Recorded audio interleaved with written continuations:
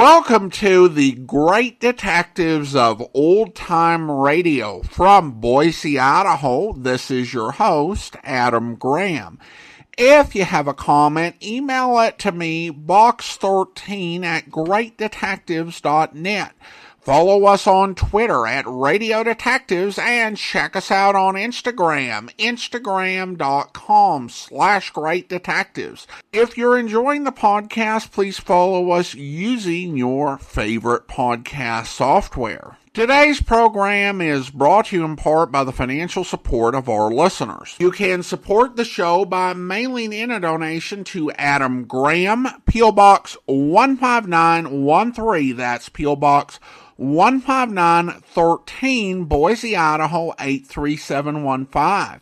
You can also become one of our ongoing Patreon supporters for as little as $2 per month.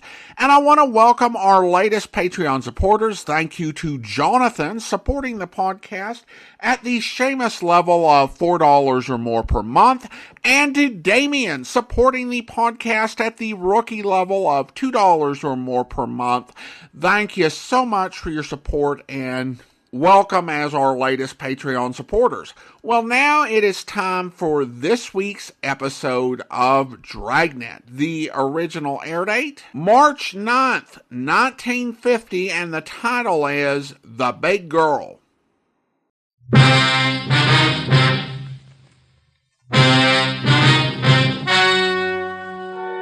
The story you are about to hear is true. Only the names have been changed to protect the innocent. Dragnet.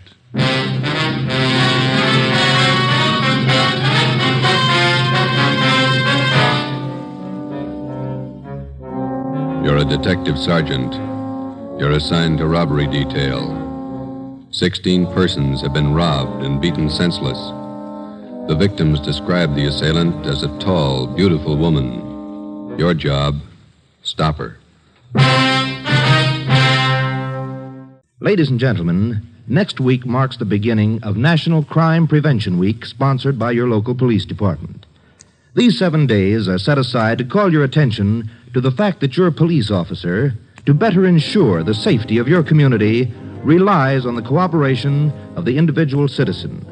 We feel that crime prevention should be observed not 7, but 365 days a year. Dragnet, the documented drama of an actual crime. For the next 30 minutes, in cooperation with the Los Angeles Police Department, you will travel step by step on the side of the law through an actual case from official police files. From beginning to end, from crime to punishment, Dragnet is the story of your police force in action. It was Wednesday, October 3rd. It was warm in Los Angeles. We were working the night watch out of robbery detail. My partner's Ben Romero. The boss is Thad Brown, chief of detectives. My name's Friday. We were on the way over from the city hall, and it was 6:55 p.m. when we got to the county hospital. Ward 9800, room 12. This way, gentlemen. The third bed. Thank you. Here we are. Please try not to excite him, Sergeant. He's had a pretty hard time. Yes, ma'am. Thank you. Make your visit as brief as possible. We will, thanks.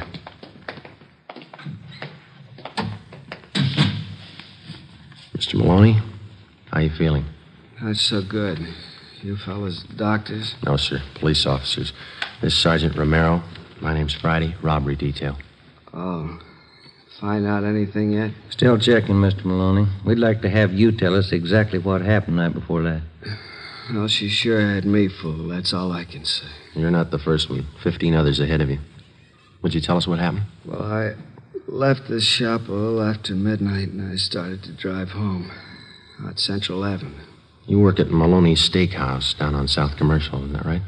Yes, sir. My uncle owns the place. His name's J. Brown Maloney. He knows a lot of cops. You know him? We met him this afternoon. Could you tell us what happened after you left work? Well, I started to drive home out Central Avenue. I guess it must have been around 18th Street. Would you push that pill up a little bit? Yes, sir. I'll get it here. How's that? Thanks. I pulled up for the arterial and I saw this gal standing on the corner. She was hitchhiking. Do you remember what she looked like, how she was dressed? Well, you know, kind of flashy, but nice clothes. Good-looking dame. Tall, long blonde hair. Beautiful eyes. You're sure about the color of her hair? Yeah, it was blonde. And you offered her a ride? I didn't think there was anything wrong in it. I'm a married man, you know. I didn't think there was anything wrong. What happened then? Well, she got in a car and we drove off. We talked a while and then she pulled a gun on me. Told me to drive up an alley. Where was that? Do you remember? Around 32nd Street, 32nd and Central. And then what? She took my wallet, watch, car keys, everything I had. Mm-hmm. Then she made me get out of the car, lay down on the street. I felt her shove that gun again. Can you fix that pillow? Yeah, you bet. Just lie still here. There you are. I felt her shove that gun against me, and then she pulled the trigger, I guess. That's all I remember. You don't recall her slugging you? Must have happened after she shot me. Her face looks pretty bad, huh? You'll be all right, Mr. Maloney. You think you would recognize the girl if you saw her again? I sure would. Nice looking, you know. Tall, blonde, beautiful shape. Doesn't figure, does it? What's that? She'd make more money on the stage than she would rolling guys like me. Must be crazy. Maybe. Did you look at these mug shots, Mr. Maloney, and see if any of these look like her? Let's see. Yeah. No.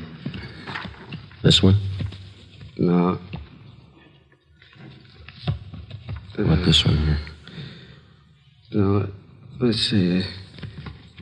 No. How about this one? No, she was better looking. Well, here's the last one. I don't know. This might be her. The hair was fixed right. Maybe a little more makeup. I'm not sure. All right, Mr. Maloney. Thank you. We'll be back to see you in a day or so when you're feeling better. Okay. Say, my name won't be in the papers, will it? No, sir, not unless you give it to him. I was just wondering, a wife might not understand giving a girl a ride, you know? Yes, sir, we know. Well, thank you, Mr. Maloney. We'll be checking back with you later on. Okay, officers. I hope you get a line on that dame. We're going to try. Goodbye. Sure messed up, isn't it? Yeah. That dame's got some other motive besides money. Psycho. Some kind of a sadist, maybe. Yeah. Find out what you wanted, Sergeant. Yes, we did. Thanks, nurse. What'd the doctor say about Maloney? Is he going to be all right? Well, he had a severe beating, but he'll get over that all right. It's the bullet wound in the back. He'll recover, won't he? The bullet shattered part of the spinal cord. There was nothing the doctor could do. Yeah? Paraplegia. He'll never walk again. We left the county hospital, went back to the office, and got out a local broadcast for the woman whose mugshot Maloney had partially identified. Her name was Beverly Allen. She had a record of 3 arrests and 1 conviction of 240 PC, assault and battery. After we checked in the office, we went across the street to the crime lab. Lee Jones had already examined the bullet taken from Maloney's spine and the cartridge casing found at the scene of the shooting. Both of them bore the same markings as those which had wounded the 2 previous victims. From the striations, the gun had been previously identified as a .45 Colt. Maloney's car was examined. We found nothing. We went back to the city hall and checked in at the stats office. It was 8:35 p.m.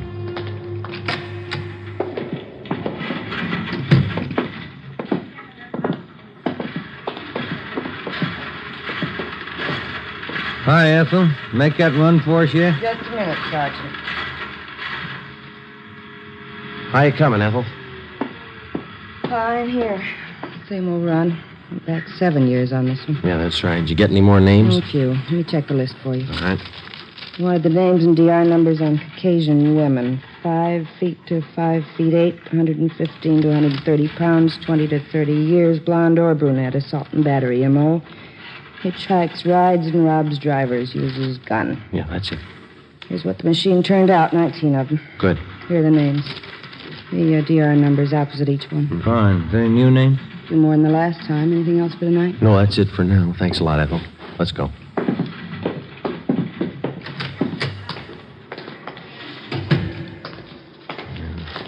bad start. How's that? 17 of these names we checked and cleared already. And the other two? Well, one's Catherine Collins. The other one's Beverly Allen. She might tie in. We got nothing else to go on. You want to get to the record bureau and pull the packages on these two names? Yeah, okay. I'll check robbery and see if we have any calls, huh? Right, Joe. Okay.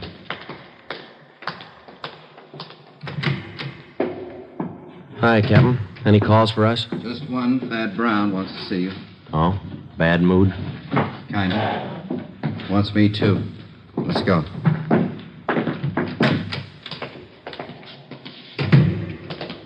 That fella Maloney tell you anything? Nothing that helped much. Same old story. No reports on that broadcast we put out for that Beverly Allen? Not yet? No. You banking on it? It's first lead in 16 nights. Here we are.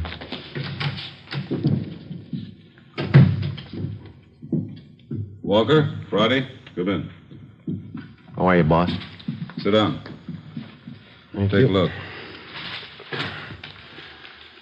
Woman bandit gets 16th victim. Beautiful hold-up queen robs, shoots restaurant worker. Yeah? It's on the editorial page, too. Something else. Memo from the chief. Here, letter from the Downtown Citizens Committee. Another one, Civic Club.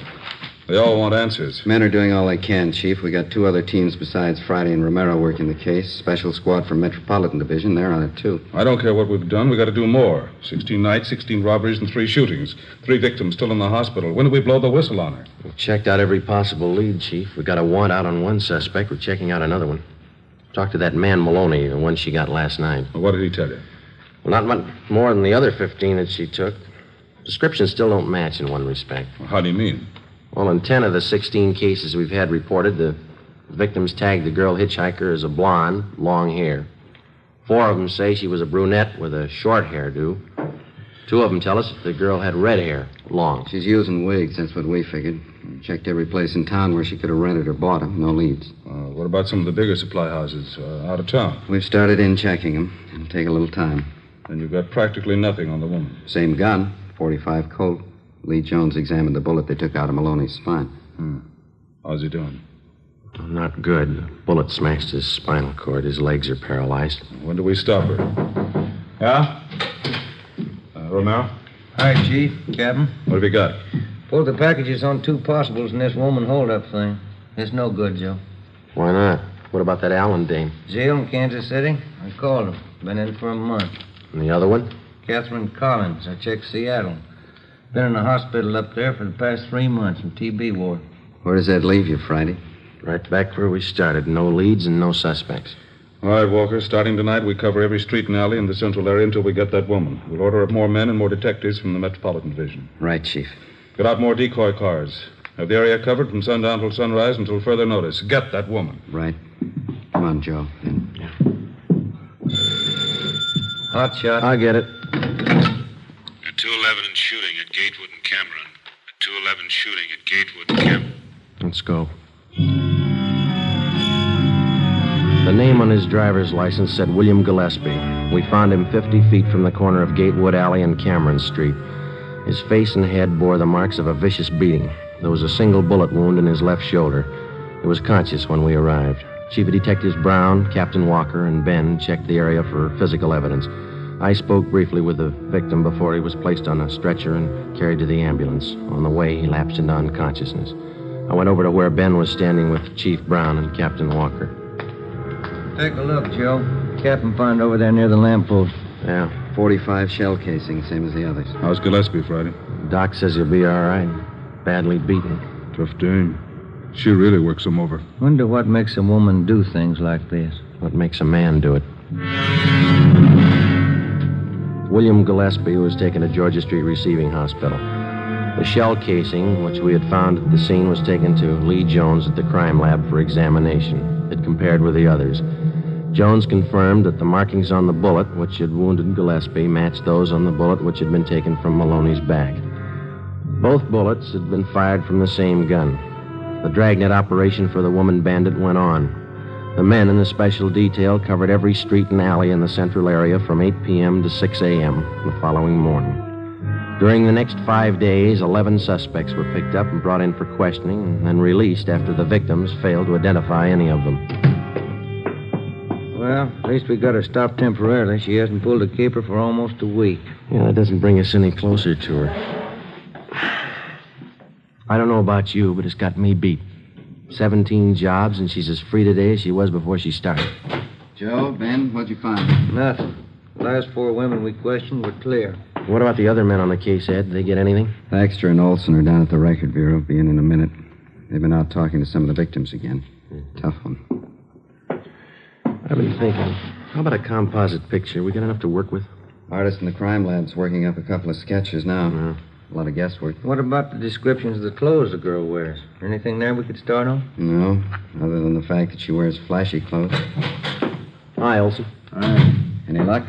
Not much. None of the victims have a very good idea what the dame looked like. Tall, good-looking, nice figure, that's all. Nothing out of the ordinary, huh? Well, some of them said she had kind of an unusual voice. Soft, low. That's about all they could remember. That's not much help. She's been described in 3 different outfits, is that right? Yeah, green dress with a pink coat, white dress, dark blue jacket, bright red sweater, and a brown skirt. Always carries a dark brown alligator handbag. Shoes to match. No hat. Not much of a wardrobe, is it? Maybe that's why she took up robbery. Now, look, let's get on this thing. We've been chasing this woman for almost a month now, and she's still got the run of the town. How long's it going to take us? If we only had a lead that was worth something. Find it. It's there someplace. I've never reached a thief yet without digging for him. I'll get it. Robbery Olson. Yeah. Right, Andy. I'll tell him. Anderson and burglar Joe wants to see you and Ben. Thanks. Captain? That's all. Come on, Ben. Yeah. I'd like a day off, wouldn't you? We'll get one when we get this dame. Right, Ed.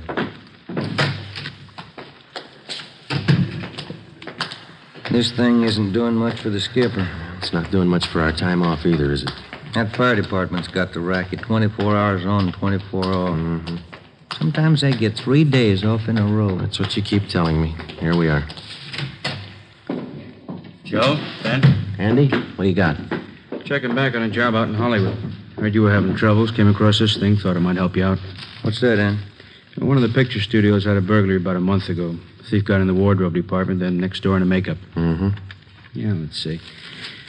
Here's some of the stuff taken. Dress, coat. Oh, here, you can read it. Okay, thanks.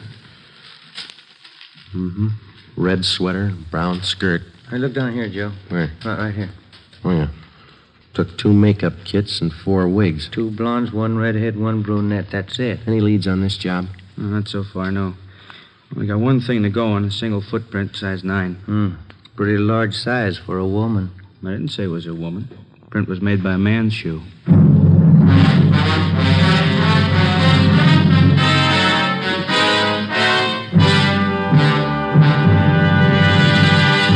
You are listening to Dragnet, authentic stories of your police force in action.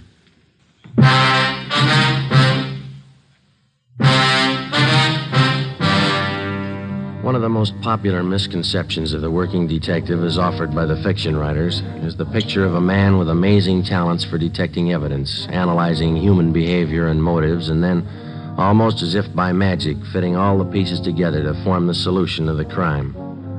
The real-life picture is a little different. The working detective has a job. In a sense, it's a practical and down-to-earth job as baking bread or practicing law. It's his job to protect citizens and apprehend criminals, and it's a job he doesn't do alone. To assist him in collecting and analyzing evidence, he has the aid of the crime laboratory.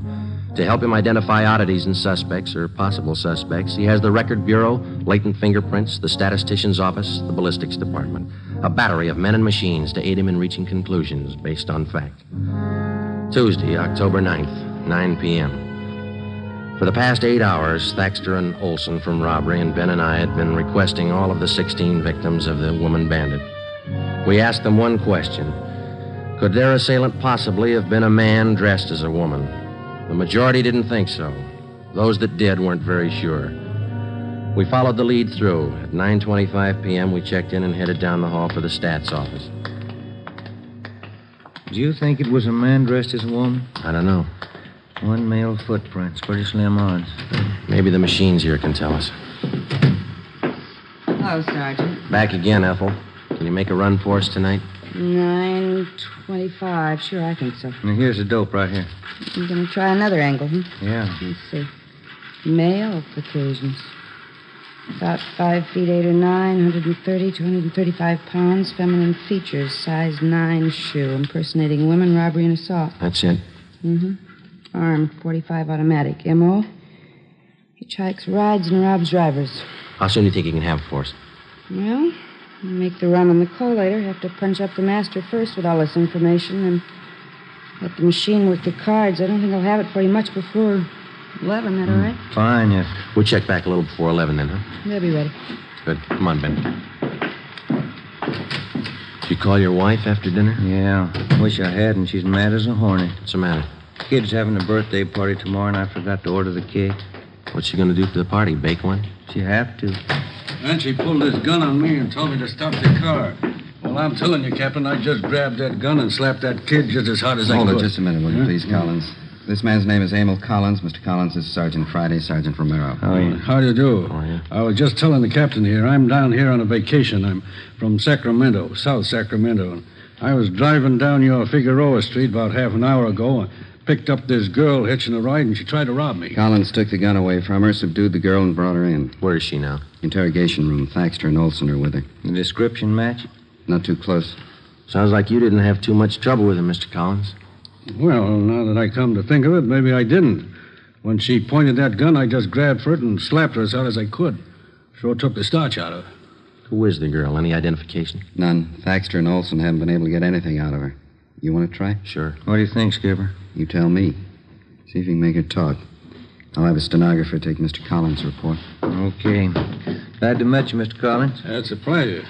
I'm only down here for a vacation, but if you need me, just call. You bet we will, thanks. How do you figure that one? I don't know. Let's see what the girl has to say.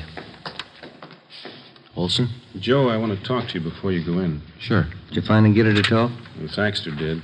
Pretty sure she's not the one we're after. What's her story? Said she read about this woman bandit in the paper, decided to try her hand at it, needed money. Yeah? Claims her husband left her. She's pregnant, needs the dough for a hospital. She live here? Up the coast, Monterey. Got in town 4 days ago, staying at the YWCA. We checked there. She's not lying. You call Monterey? Yeah, they confirmed it. She left there last Wednesday night. She's not the one. Where do we go from here? You'll take care of having her booked, huh, Olson? Yeah, as soon as we get a statement. Okay, fine. Friday, Ben, this way. Hustle it. You too, Olson. What do you got, Ed? 4th and Lucas, 211 shooting. Let's go. Any detail? Yeah. A tall blonde with a gun. Come on. The woman bandit's 18th victim was a truck driver. His name, Harry Reese. His story differed a little from that of the first victim. The woman was hitchhiking near Alvarado and 3rd Street. He gave her a ride. She robbed him at gunpoint, slugged him, and then shot him through the left shoulder. He described her as tall, blonde, attractive, and well-dressed. Guess I should have known better.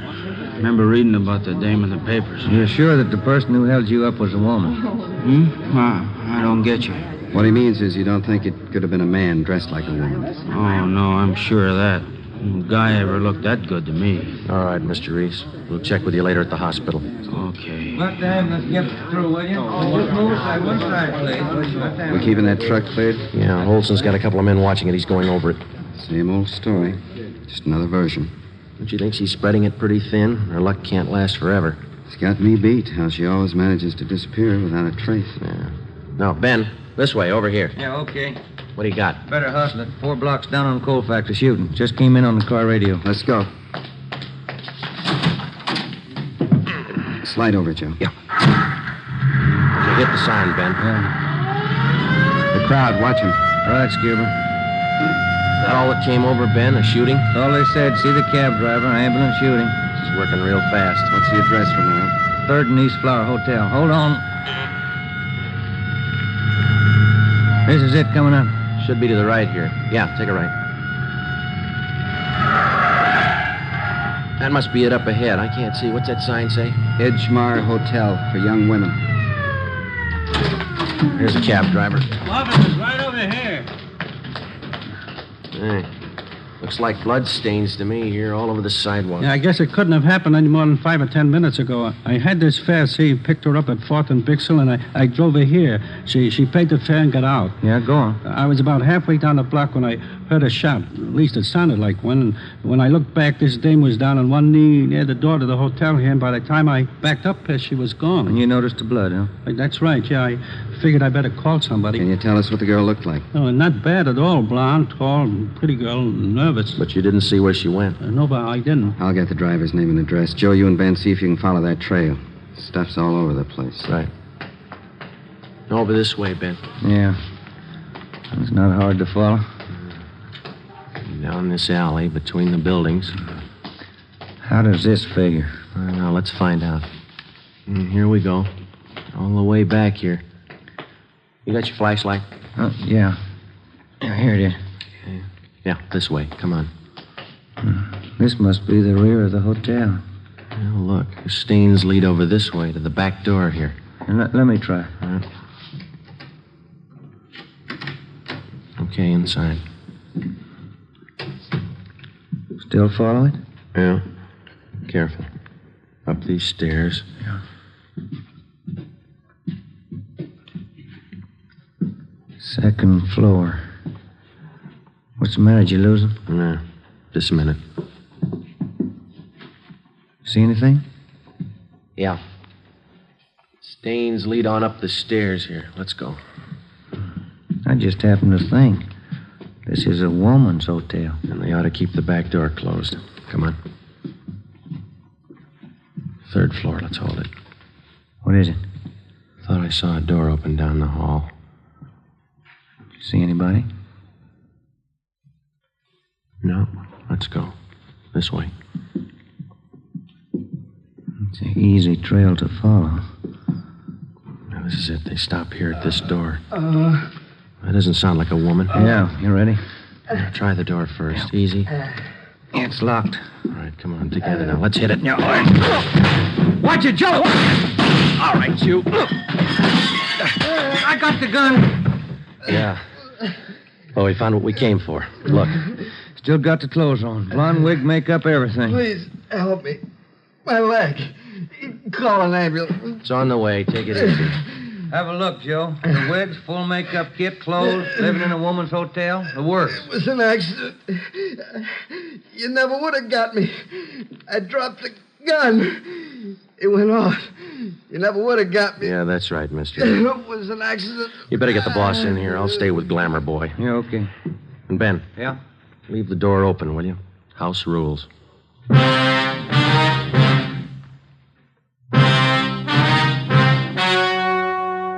The story you have just heard was true. Only the names were changed to protect the innocent. On January 14th, trial was held in Superior Court, Department 79, City and County of Los Angeles, State of California. In a moment, the results of that trial. The welfare and security of your home and your family is a subject of national importance next week, National Crime Prevention Week. The efficiency of your local police department is dependent upon your attitude toward your police officer. Not just 1 week out of the year, but every day in the year.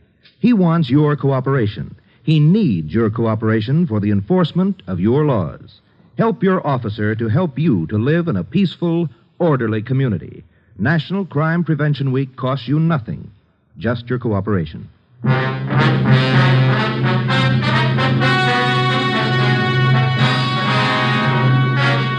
James Harold Sutter, alias the Bandit Queen, was tried and convicted on several counts of assault with attempt to commit murder and robbery of the first degree. He was sentenced to the term prescribed by law. While serving his time in the state penitentiary, he was stabbed to death by another inmate. You have just heard Dragnet, a series of authentic cases from official files. Technical advice for Dragnet comes from the Office of Chief of Police W.A. Wharton, Los Angeles Police Department. Fatima Cigarettes, the best of all long cigarettes, has brought you Dragnet from Los Angeles. Hear Morton Downey tonight on NBC.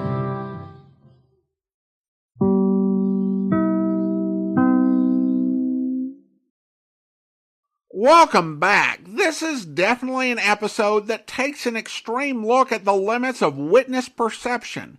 Friday's one statement when Ben asked what makes a woman commits these sort of crimes what makes a man commit them turned out to be very prescient. And there's an element of realism here. While I don't think the criminal was right that he wouldn't have been caught if not for the gun accidentally discharging, he wouldn't have been caught at that exact moment. Which doesn't make this a moment of glory for our heroes, but that's not the point. All it takes when you're a criminal is one mishap for it to all be over. Those are the rules, and you take your chances. Now, I will also share an interesting personal development in regards to the show, and that concerns Herb Butterfield, who I've been hearing every week on Dangerous Assignment for nearly 2 years. And he also appeared in a lot of Yours Truly Johnny Dollar episodes. And then, of course, he's had a recurring role on the Dragnet radio series as Lieutenant Lee Jones. And then there have been all of these miscellaneous things that I've been hearing, and so I've developed an unusual sensitivity to recognizing Herb Butterfield now. And he actually did doubles in this one. He played the driver from Sacramento and the cab driver. It was kind of odd that they gave him those parts so close together, but then again, I have listened to this episode several times over the past 17 years, and this is the first time I noticed it. Now we turn to listener comments and feedback. And we have 3 reviews in the Apple Podcast Store. And we start with this one from Donald, who writes, Adam refers to himself as a host, but I think of him more as a highly qualified volunteer docent leading a tour in a museum. He applies his knowledge to provide insightful context, and his passion for old-time radio is as palpable as is infectious. Like a good docent, Adam curates the best and points out things I never would have noticed. It is so great that he's keeping these shows alive and sharing his hobbies. My all-time favorite is Pat Novak. I really wish more episodes had survived. The evolution, or change perhaps, of Jack Webb is puzzling to me. Cynical to uncritical. The police as flawed and bubbling to the police as infallible. I'll write to Adam one day and ask him about this. In the meantime, keep up the good work. And he offers a Latin phrase which I won't try to mangle, but he translates it helpfully as don't let the trolls get you down. Well, thank you so much. And I appreciate your comment. And I think that the comparison to the docent is apt. There are people who study and write about the golden age of radio with a very academic perspective. There are also some folks with incredible research knowledge across multiple series and genres, and that's not really the level that I go for. It's more the things that I pick up and find that are interesting and little tidbits along the way rather than I did my doctoral dissertation on that. Regarding Jack Webb, I don't think he really changed all that much at all. I would not view Pat Novak as a serious critique of the police force anyway. I think one of the things that makes Pat Novak interesting is it takes the sort of conventions of the hard-boiled detective story and it amps it up to 11. Or actually more like 15. But it's ultimately a genre convention. And Webb was not the creator of the series. So it's hard to put Pat Novak for hire as a starting point of what his opinion of the police were. Now, Dragnet, on the other hand, is a series that Webb created and that he continued to have creative control over. And so you can see some of his thinking actually reflected in the episodes. And sometimes there are points where Webb could go to some uncomfortable places. Even for me, someone who absolutely loves Dragnet and Jack Webb. Probably my favorite example of this is in the 1954 Dragnet movie, where under oath, for a grand jury, Friday essentially calls for a really extensive program of the government monitoring phone calls. And this led one newspaper to say, okay, who are you to blame for this? You can't really avoid blaming Jack Webb. He's the producer, he's the director, he's the star. Now, the writer is Richard Breen of Pat Novak for Hire, but still that does leave the question. One thing that's impressed me about Webb, I've read his biographies and various articles, is that he was someone who not only relied on police officers for technical expertise, but he hung out with them at his home and I think got to know them and really understand what it was that motivated them and what frustrated them. And that's what comes across in Dragnet. I think it's really hard to view all cops as a combination incompetent bungler and sadist like Inspector Hellman when you're actually getting to know good cops and getting to hear their experiences and their stories. Most Dragnet stories after the first season are based on case files submitted by actual police officers. And I think that part of the reason for why Dragnet was so popular with the LAPD and policemen in general is that police officers felt heard, I think is the way we would put it in the 21st century, because the series reflected their experience, their frustrations, which Webb really captured. And I would say that Webb doesn't treat policemen as perfect. There are some cases involving bad cops during the 1960s TV series.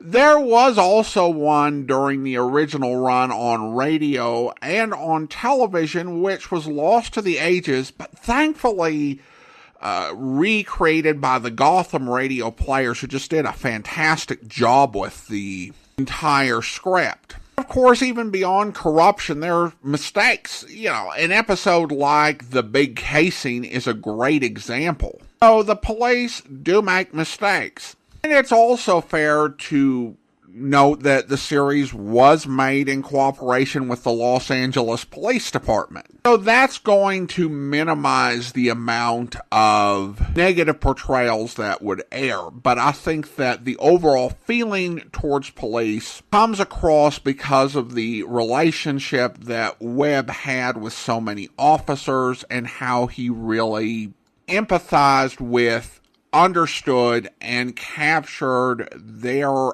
outlook in the stories he told. And on to the other reviews. Jonathan writes, I listen to many old-time radio podcasts, but this one is the best. Adam has a great deal of knowledge and shares information regarding shows or episodes that are not found elsewhere. The quality of the shows is generally good. Trivial matter of Adam's voice or daring to spread out episodes are best ignored, as the value of the podcast far exceeds these petty remarks. Enjoy. And then also have this from Bella. Adam introduced me to old time radio several years ago, and I love it. Great job, Adam. Keep up the good work, and thanks. Well, thank you so much. I appreciate your encouragement. And then we also have a comment on YouTube regarding the wife and the big escape. Betsy writes, Bonnie couldn't live without her Clyde. Pathetic, in my opinion. Thanks. I don't think that's an unfair remark. She definitely had shown bad judgment in the past and showed that she hadn't really learned anything or acquired better judgment. And unfortunately, it led to a host of consequences for her entire family. All right, well, now it's time to thank our Patreon supporter of the day. And I want to go ahead and thank David. David's been one of our Patreon supporters since March of 2021, currently supporting us at the Chief of Detectives level of $30 or more per month. Thank you so much for your support, David. And that will do it for today. If you're enjoying the podcast, please follow us using your favorite podcast software. And if you're enjoying the podcast on YouTube, be sure to like the video, subscribe to the channel, and mark the notification bell. A quick programming note, this Easter weekend, we have 2 Easter specials, one on Saturday, one on Sunday at The Amazing World of Radio at amazing.greatdetectives.net. Public domain video theater this weekend at videotheater.greatdetectives.net or on our YouTube channel. We'll have an episode of Sheriff of Cochise. We will be back next Saturday with another episode of Dragnet, and then next Tuesday we will have the return of Ellery Queen. But join us back here tomorrow as we celebrate 4,350 episodes where... No, I didn't do it. I didn't do it. Christopher. Huh? Wake up, Christopher. Huh? Wake up. Who's there? Who's there? They wake up screaming when I'm after them. Cornell! Get out of this apartment. Just keeping you posted on the progress of the case. I don't like rats in my bedroom. Get out. I found this cigarette crushed out in Vicky's clothes closet, your brand. Yeah? One of her slippers was crushed, as if someone had been standing on it, waiting in that closet to murder her. Headquarters says Harry Williams did it. I say headquarters is wrong. And I say beat it, Cornell. Get out. Sure. But you'll wake up screaming many a night before I get through with you. Count on it. I hope you'll be with us then. In the meantime, do send your comments to box13@greatdetectives.net. Follow us on Twitter at Radio Detectives and check us out on Instagram, instagram.com/greatdetectives. From Boise, Idaho, this is your host, Adam Graham, signing off.